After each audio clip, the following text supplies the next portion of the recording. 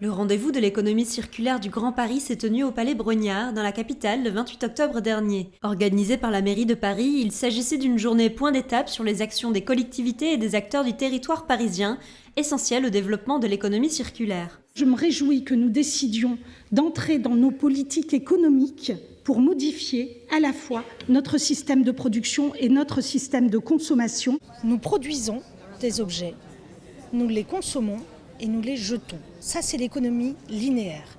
On va de l'extraction des matières premières directement à la poubelle. L'économie circulaire, c'est cette économie qui justement va faire l'extraction initiale des matières premières, mais après une production qui vise à une autre consommation et à nouveau un réemploi, un recyclage ou une réutilisation de ces produits, et ce à l'infini. L'économie circulaire contribue également à la création d'emplois. C'est aussi un enjeu économique qui se présente à nous. Pour la région Île-de-France, Paris, le Grand Paris et la région Île-de-France, c'est 50 à 60 000 emplois qui peuvent être créés par l'économie circulaire.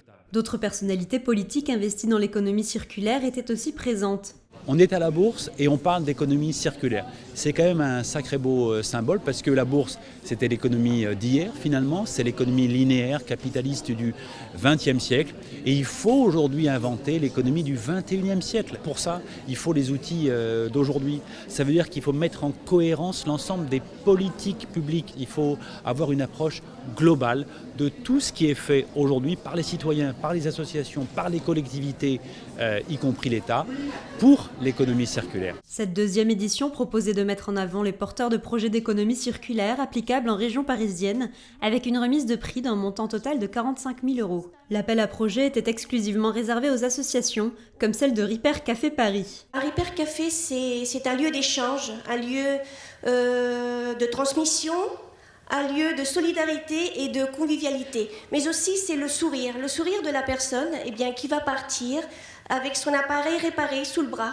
Et ça, c'est un sourire surtout pour notre planète. On a eu l'idée en fait d'essayer de créer des Ripper Café dans chaque quartier de Paris.